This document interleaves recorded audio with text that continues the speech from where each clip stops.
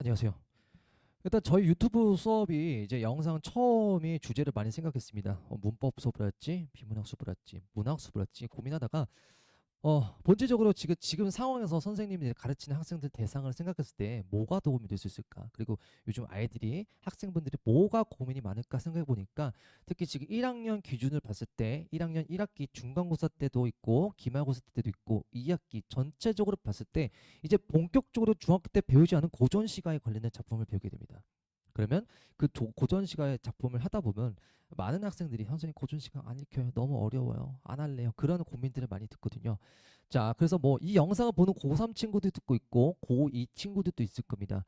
자, 근데 그거는 아무튼 공통적으로 고전 어휘가 약합니다. 읽히지가 않아요. 그냥 현대시를 읽는 것처럼 읽고 있습니다. 도대체 무슨 소리인지 모르겠어요. 라는 고민들이 많을 겁니다. 자, 그거를 먼저 우리가 본질적으로 우리끼리 이해를 하기 위해서 자, 보세요. 고전시가입니다. 고전시가. 자, 그러면 고전시가 작품을 이해하기 전에 앞서서 여러분들 잠깐 생각해 봅시다. 현대시 윤동주를 보면 뭐가 떠오르죠? 일제강점기. 그쵸? 억압받던 시절. 고난받고 억압받고 힘들어하는 시절. 그렇게 뭔가 의지적 태도를 보면서 뭔가 성찰하고 그런 것들이 있었죠. 이 말을 하는 이유가 뭐냐면 우리가 고전시가 작품을 읽을 때도 그때 당시 시대적 상황과 그때 당시 그로부터 향유축이 뭐였었는지 그걸 본질적으로 우리가 이해를 하고 그걸 적용해서 우리가 공감하면서 읽어야 된다는 것에 대해서 강조를 드리고 싶습니다. 이해하셨죠? 자, 그래서 고전시가를 우리가 이해하기 위해서 고전시가를 우리가 이해를 하기 위해서는 뭐가 필요하냐면요. 그때 당시 뭐다? 시기입니다. 그때 당시 시기와 그리고 향유충에 대해서 우리가 먼저 이해를 해야 된다라고 말씀을 드리고 싶습니다. 자, 선생님, 그럼 시기는 언제인가요? 자, 고전 시가에 등장하는 그 시기는 언제냐면요. 정확하게는 이제 고조선 때 맞지만 고려 때부터 우리는 이거를 조선 시대까지 합쳐서 우리는 99%입니다. 그때 당시 시가 사용된 것들이 우리는 그거를 고전 시가로 부르겠습니다. 자, 그러면 향유충은 뭐였을까요? 향유충은 당연히 뭡니까? 양반이라는 게 먼저 떠올려집니다. 생각해 봅시다. 자, 조선을 떠나서 고려도 포함되잖아요. 그때 당시 글자가 없었고 중요한 거는 한자로 글을 배웠기 때문에 문맹률이 매우 높았습니다. 그러다 보니까 당연히 시라는 거는 양반에게 자리가 잡힌 거고요. 자, 그리고 또 먼저 알아야 될 게, 자, 대부분 일단 양반은 곧 시입니다. 다시 보라. 양반은 곧 시야. 양반은 곧 시야. 그건 반대로 시는 곧 양반이야. 그런 이미지가 있단 말이야. 왜일까요? 자, 그 이유를 봅시다. 양반들은요, 태생적으로 계속 교육을 받았습니다. 뭐죠? 어떤 교육 받았어? 어떤 교육 받았어? 그치? 태생의 목표가 관직에 붙는 거야. 관직에 붙으려면 뭐예요? 당연히 과, 거, 제, 라는 시험을 붙어야겠죠. 그리고 이때 당시는 이제 양반들의 아들들은 뭐냐면 아들아, 너는 열심히 공부해서 임금이 보필해야 돼. 좋은 정치가가 돼야 돼. 라고 합니다. 그러면 현대의 삶과 그때 당시 삶은 다르단 말이야. 여러분들은 뭔가 교사가 되고 싶고 강사가 되고 싶고 뭐, 뭐 복지를 하고 싶고 뭐 다양한 직업을 가지지만 이때 당시 양반들의 삶의 목표는 과거제 시험을 붙는 거야. 과거제 시험을 붙고 관직에 올라가서 임금님을 보필하는 거란 말이야. 뭐라고요? 임금님을 보필하는 겁니다. 아셨네요? 다시 그래서 뭐라고?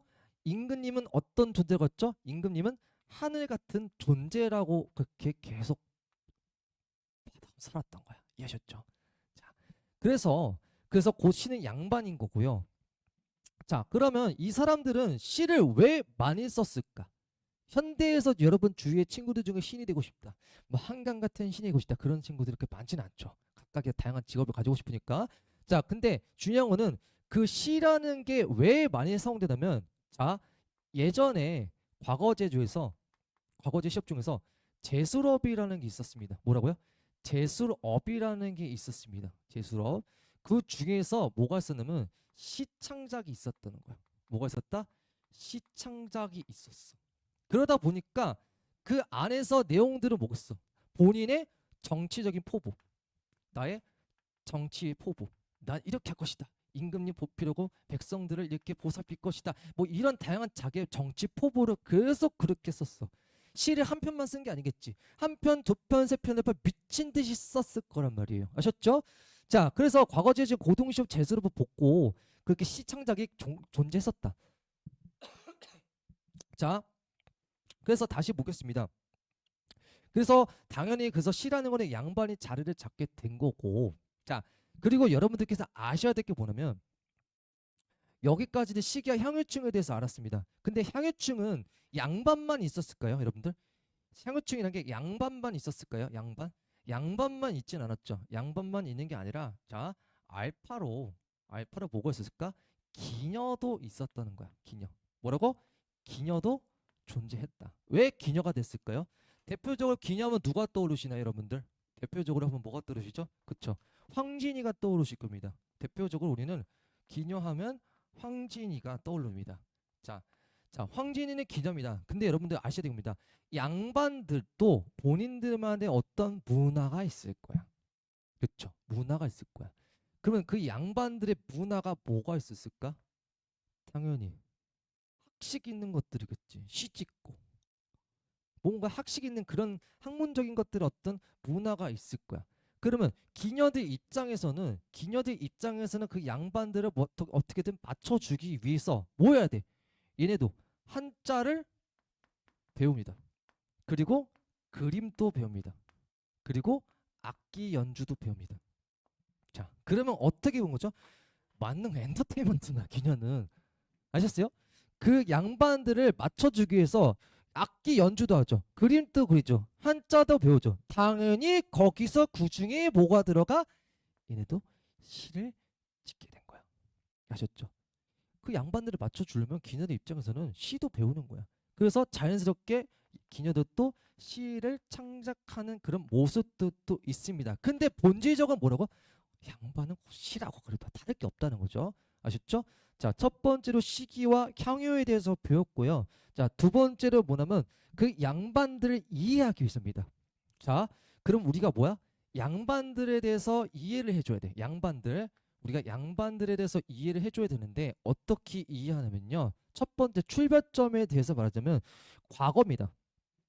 자, 과거에는요. 우리는 중국과 군신 관계였습니다. 무슨 관계? 군신 관계일 만큼 밀접한 관계를 가졌습니다. 아셨죠? 군자와 신하의 관계처럼 그렇게 밀접한 관계를 가졌습니다. 그렇게 인식이 있을 만큼 우리는 우리나라에서 중국의 영향력이 그만큼 어마어마한 거야. 그만큼 중국의 영향을 어마어마하게 받은 거야. 그러면서 자연스럽게 뭐가 들어오겠어요? 그 사람들의 그 중국에 있던 사상들도 들어오겠죠. 지배사상. 그 지배사상이 우리나라에 들어옵니다. 그게 바로 뭐야? 유교, 불교, 도교입니다. 뭐라고요? 유교, 도교, 뭐 불교입니다. 뭐 대표적으로 말하자면 뭐 불교 같은 경우는 그때 당시에 생각하는 뭐 고려로 생각하시면 되시고 특히 유교는 아시죠? 언제죠? 조선 시대입니다. 그래서 이 정도만 알면 됐고 자 아무튼 유교, 도교, 불교라는 사상이 이제 지배 사상이 우리한테도 영향을 받은 거야. 이해하셨죠? 자 그래서 그 흔적이 발견된 거죠. 뭐 신라 시대 때. 자 그래서 조선은 아무튼 우리나라를 세운 거는 조선이죠. 우리나라를 세운 건 조선이야. 그쵸? 그래서 시대별 계층, 지배층이 다르긴 하지만 아무튼 중요한 건 뭐냐면 불교 사상 고려, 조선의 유교죠. 특히 제일 뭐가 중요하죠? 뭐 수능에서 육모 때 고려도 나왔지만 유교가 좀 더 중요하거든 생각하거든요. 유교. 자, 그럼 유교, 도교, 불교인데 자, 그래서 우리가 뭘 해야 되냐? 그 당시 사상 또한 우리가 그 당시 사상, 즉 뭐야? 그 당시 그 사람들의 가치관에 대해서 우리는 이해를 먼저 해줘야 됩니다. 그리고 나서 어휘예요. 어휘부터 공부하는 게 아니라 그 사람들 그때 당시 사상과 가치관 이해된다. 자, 그럼 유교 조선은 하면요. 첫 번째 뭐가 있냐면요. 자, 써봅시다. 자, 육아 사상이라는 게 있습니다. 무슨 사상? 육아 사상이라는 게 있습니다. 자, 육아 사상 안에는 뭐가 있냐면요. 자, 육아 사상 안에는 첫 번째 충이라는 게 존재합니다. 충. 그럼 여기서 충은 뭡니까? 충성심을 말하는 겁니다. 자, 여기서 충성심은 누구와 누구에 된 걸까요? 맞죠? 신하와 뭐죠? 임금에 관련된 충성심이 떠올려셔야 됩니다. 자, 그리고 충성심이 있고요. 1번. 자, 두 번째는 뭐가 있냐? 효도라는 게 있습니다. 효도는 뭐예요? 누가 떠올려야 되죠? 부모님이죠. 부모님이죠. 자, 근데 다시 말할게.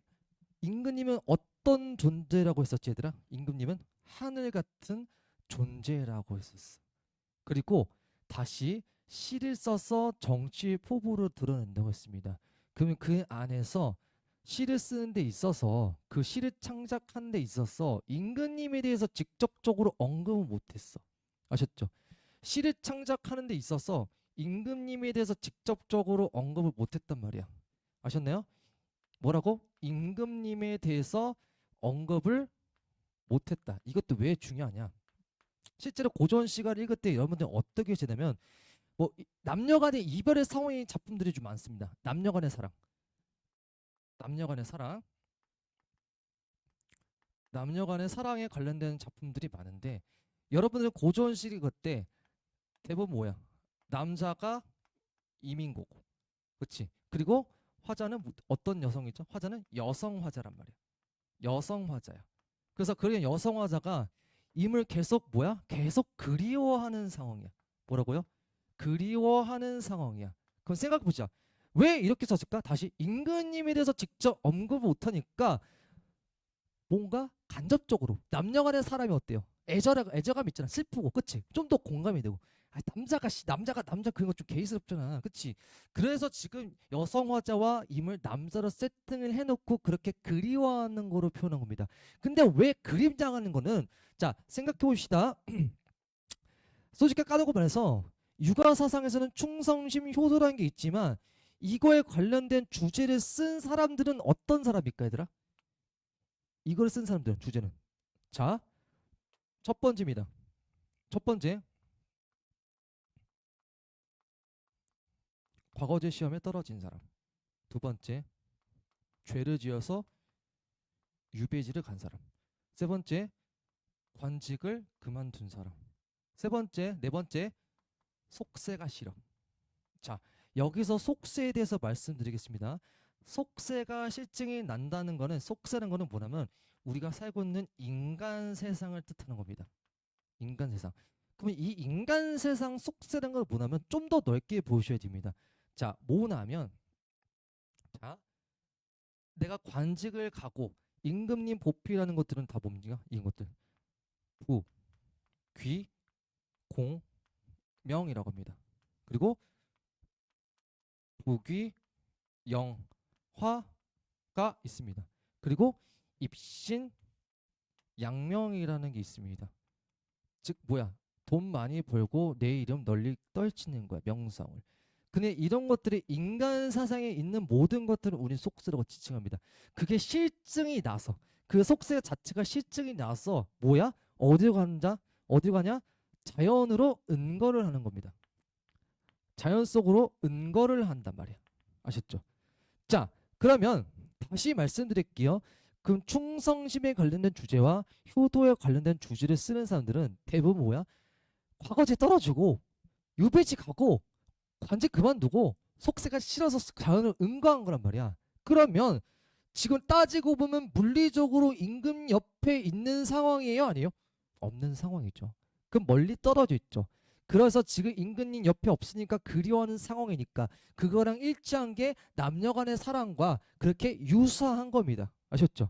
그리고 다시 임금님에서 직접 언급을 못한다고 했죠. 다시 임금님은 어떤 존재? 하늘 같은 존재라고 했었어. 그러니까 여기서 임금님에 대해서는 고전시 가서는 대부분 이게 상징성이 있죠. 임금님을 나타내는 상징성이 대부분 뭐냐면 이겁니다. 뭐 북극성이라든지 별에 관련된 거죠. 왜요? 별이랑 북극성은 다 어디 있어요? 높이 떠 있죠. 그것도 뭐 있죠? 달이라는 것도 있죠.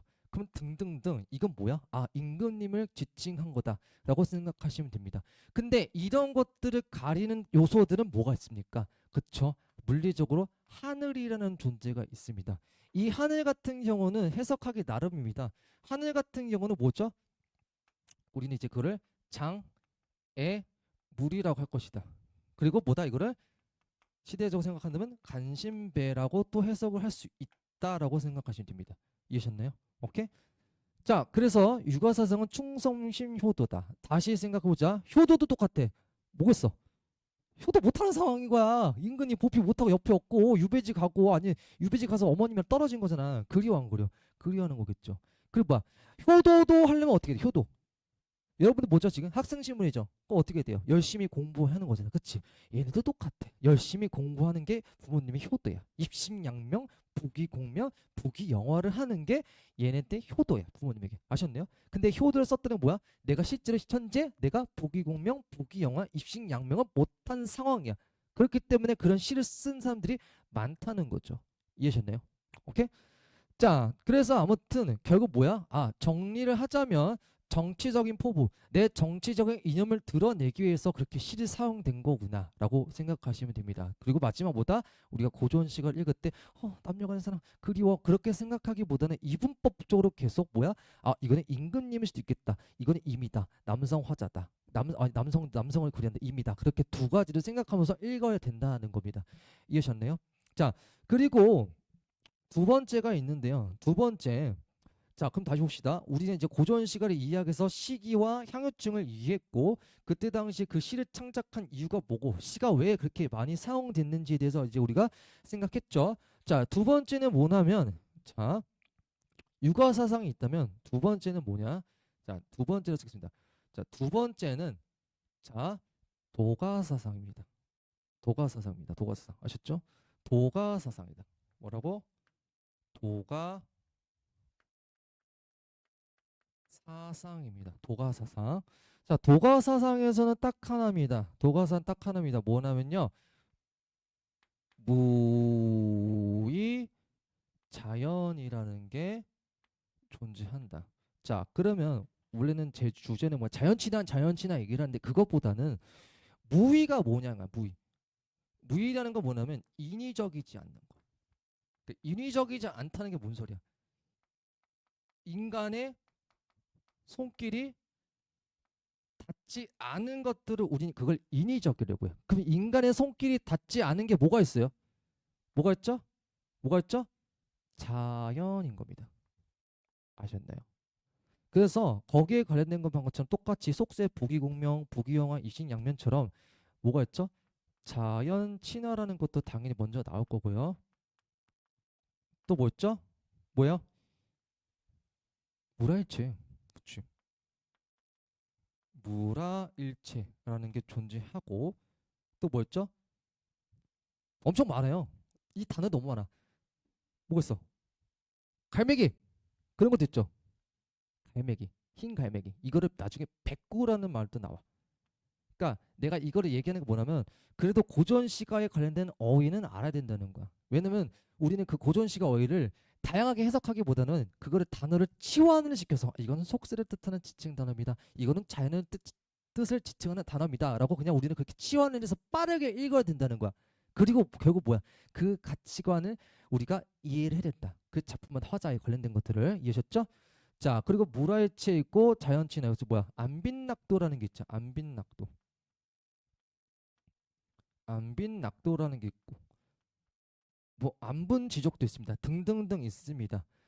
자, 그래서 우리가 알게 뭐냐면 이 무의자연까지 알았습니다. 그러면 얘네들은 뭐야? 얘네들 입장에서 뭐냐면 맞아요. 이 무의자연의 입장에서는 속세가 싫어. 그러니까 얘네들 입장에서는 속세를 추구하지 않는 사람들이란 말이야. 즉 뭐야? 여기서 충성심과 효도. 근데 이유는 뭐 각각 다르겠죠. 속세 자체가 너무 치가 떨리는 걸 수도 있겠죠. 오케이? 그러니까 이걸 봤을 때 무의자는 뭐냐면 속세를 추구하지 않고 그냥 뭘만 추구하는 거야? 최소한의 것만 추구하는 거야. 즉 욕심을 가진다 안 가진다? 욕심 또한 가지지 않는 거야. 그냥 내가 가지고 있는 그 자체로만 만족하면서 살아가는 게 그게 무의자연입니다. 이해하셨나요? 오케이? 자, 그래서 여러분들은 자연을 친구로 생각하고 자연을 사랑하고 그런 것들 생각하시면 될 것 같습니다. 아셨죠?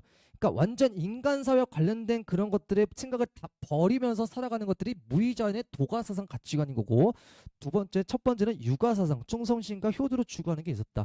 그렇다고 이제 1학년 친구들은 자연 친화에 관련된 것들 포커스를 많이 배우기 때문에 자꾸 속세가 나쁜 거다라고 생각하는데 절대 아닙니다. 그거는 아셨죠? 가치관의 차이예요. 가치관 차이. 그러니까 육아 사상을 추구하다가 그게 싫어 도가상을 추구하는 사람도 있었던 겁니다. 아셨죠? 그런 정리를 하자. 그럼 우리가 자 여기다가 지금 메모를 할 건데요. 자 이런 거 예를 들어서 우리가 작품 읽지 여기 작품이 있어.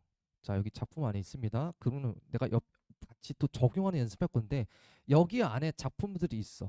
여기 안에 작품들이 있지. 그러면 우리는 항상 뭐부터 해야 돼? 뭐부터 해야 돼? 얘들아 다 필요 없어. 읽히는 것보다는 이 작품을 읽으면서 그 작가의 뭘 따진다? 가치관에 대해서 우리가 생각을 해봐야 돼. 가치관에 대해서. 그 가치관은 두 가지였어. 첫 번째 뭐였어? 뭐였어? 육아사상이었어. 육아사상. 두 번째 뭐였어? 도가사상도 있습니다. 세 번째는 이제 기타도 있습니다. 기타. 자, 이 기타에 서 설명드릴 건데 이 기타 같은 경우는 말씀드린 내신 때 사서시조 같은 것들을 많이 배우는데 자, 언제야? 1443년. 1443년 때 뭐가 됐죠? 1443년 때 뭐가 됐습니까? 뭐가 떠올라? 훈민정음이죠. 1440년 때는 33년 때는 훈민정음이라는 게 창제가 됩니다. 즉 뭐야? 글자가 있어. 그래서 기록이 가능해졌어. 그런 과정에서 나중에 고려가요도 있죠. 고려가요도 있습니다. 고려가요도 있죠. 고려가요. 고려가요. 고려가요는 뭐가 떠오릅니까? 뭐예요? 평민들. 즉 뭐야? 민중들을 떠올리면 될 겁니다. 아셨죠? 이런 기타 같은 경우는 그건 뭐니까 결국 삶의 힘든 것들. 남녀 간의 사랑에 관련된 것도 있죠. 주니어들은 얘네는 남녀 간의 사랑 아니면 삶의 애완. 너무 먹고 살기 힘들어. 힘들어. 지금 나도 힘들단 말이야. 지금 몇 시야 지금. 지금 6시 아침 6시입니다. 네. 퇴근도 못하고 이러고 있습니다. 아셨죠? 그래서 뭐다 계층들은 평민들은 여자도 되고 남성도 있었다라고 생각하십니다. 아셨죠? 얘네들 결국 뭐냐면 이 기타라는 거는 결국 뭐냐면 절대로 사상과 관련이 없는 것들인 거야. 사상과 관련된 거는 육아 사상과 도가 사상밖에 없어. 아셨죠? 오케이? 자, 결국 뭐냐면 여러분들은 대표적으로 뭐 했어요? 다시 연습해볼까? 대표적으로 유배지, 관직서고 뭐 속세하고 관직하고 뭐 그런 것도 있잖아요. 뭐 관직도 있고 이것다. 지방 파견도 있잖아. 지방 파견. 지방 파견도 있죠. 지방 파견. 그럼 지방 파견 같은 작품들 하면 뭐가 떠오르죠? 그쵸. 제일 중요한 유명한 관동배곡의 정철. 그쵸. 그런 정철에 관련된 작품도 또 여러분들이 1학년 때 배울 겁니다. 그게 이 작품을 이해하는 데 있어서 제일 기본적인 본질을 공부할 수 있는 절호의 기회다.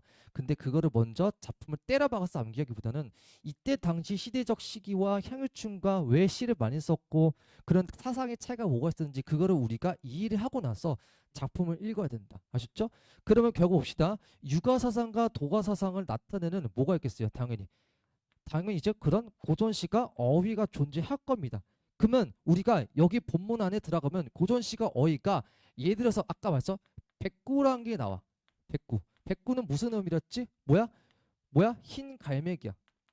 흰 갈매기야. 그럼 흰 갈매기를 보면 뭐가 떠올라야 돼? 물아일체라는 게 떠오른단 말이야. 아셨죠? 그럼 내가 말했어 물아일체 안빈낙도 안분지조 이렇게 개념을 단어로 치환해서 우리가 읽어줘야 되는 겁니다. 이해하셨나요? 오케이? 자, 그래서 첫 번째 선생님이 작품을 업로드하기 전에 이제 고전 시가 본질을 이해하고 나서 본격적으로 우리가 작품을 적용하는 연습을 할 겁니다. 자, 뒤에 영상 두 번째 영상은 이제 한거 18곡이라고 해서 고등학교 3학년 기출인데요. 자, 1학년 친구도 쫄 필요 없다. 충분히 할 수 있다라는 거 선생님이 같이 연습을 하는 시간을 가졌으면 합니다. 네, 이상으로 이제 고전 시가 본질을 이해하는 수업은 여기서 영상을 마치겠습니다. 네, 감사합니다.